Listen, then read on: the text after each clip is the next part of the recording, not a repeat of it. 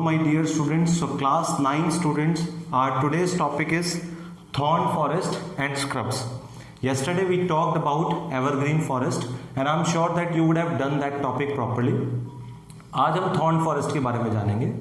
आप बुक में मैप बनाए उसमें भी देख सकते हैं किन एरियाज में पाए जाते हैं. Basically these are found in areas where the rainfall is less than 70 centimetre. ये आपको वहां मिलेंगे जहां पर बरसातें कम होती है. 70 सेंटीमीटर से कम बरसात होती है.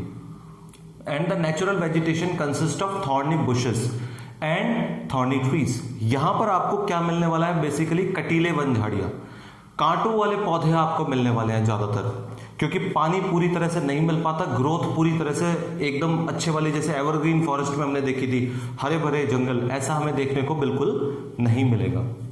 This type of vegetation is found in, किस पार्ट में मिलता है इंडिया के? मैप को भी अच्छी तरह ऑब्जर्व कीजिए. Basically this is found in north western part of India. Rajasthan का नाम आपने बहुत बार सुना है, वहां पे बरसातें कम होती हैं तो उस तरफ पाए जाते हैं. Apart from this semi arid, अगर मैं बात करूं सेमी एरिड की, सेमी एरिड एरियाज भी हैं कुछ, मतलब जहां पर बरसातें थोड़ी नॉर्मल है, 50 सेंटीमीटर, 60 सेंटीमीटर, 70 सेंटीमीटर, तो वहां हम सेमी एरिड बोलते हैं. और ये बहुत सारी जगहों पर पाए जाते हैं, जैसे गुजरात का हिस्सा भी है जहां बरसातें कम होती हैं, Rajasthan, MP, Chhattisgarh, UP and Haryana.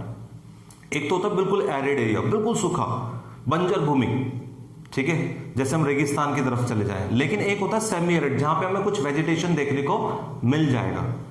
तो बहुत सारे ऐसे हिस्से हैं छत्तीसगढ़, यूपी, राजस्थान के, जहां पर हमें थोड़ा बहुत वेजिटेशन देखने को मिलता है, बरसातें कम है वहां पर. Which are the main plant species grow in this region? So main plant species are acacia, palm, euphorbia, cacti. These are the main plant species which grow in this region. अब यहाँ के पौधों ने अपने आप को अडेप्ट कर लिया सर्कमस्टांसेस के हिसाब से. जैसे हम लोग भी अपने आप को अडेप्ट कर लेते हैं, सर्दियों में गर्म कपड़े पहनकर, गर्मियों में हम नॉर्मल शर्ट वगैरह टी शर्ट में रहते हैं. तो इसी तरह से यहाँ पर क्या है, ट्रीज हैव लॉन्ग रूट्स, पेड़ों की जड़ें काफी गहरी है, penetrating deep into the soil. ये क्यों किया है इन्होंने? ताकि ये मॉइस्चर नीचे जमीन से ले सके, सॉइल से ले सके. पानी से तो मिल नहीं रहा है, बरसात तो हो नहीं रही है, तो इन्होंने अपने आप को अडेप्ट कर लिया है. पत्तियां क्या हो गई हैं? Leaves are mostly thick and small. पत्तियां छोटी हो गई हैं. आपने सुना होगा बायोलॉजी में, आपने पढ़ा भी होगा that evaporation takes place from leaves. पत्तियों से होता है.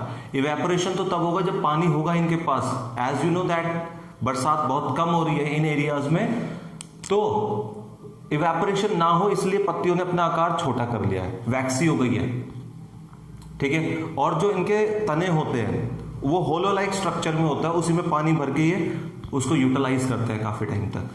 इन this forest the common animals, which are the common animals found in this region are rats, mice, rabbit, tiger, lion, wolf, wild ass, horses and camels. These are the important animals found in this region. So students, what you have to do today, you have to make sure that you note it down properly और आप इसको learn करें, topic को अच्छे से समझें, book में map से देखें. हालांकि मैं आपको पूरा मैप बना के दिखाने भी वाला हूँ कि ये रीजन्स है जहां पर हमें थॉर्न फॉरेस्ट देखने को मिल रहे हैं. तो तब तक आप एक बार बुक से हेल्प लीजिए, उसमें मैप देखिए अच्छे से, कहाँ कहाँ कौन कौन से रीजन्स हैं जहां पर ये हमें इस तरह के थॉर्न फॉरेस्ट मिलेंगे. So class, thank you very much.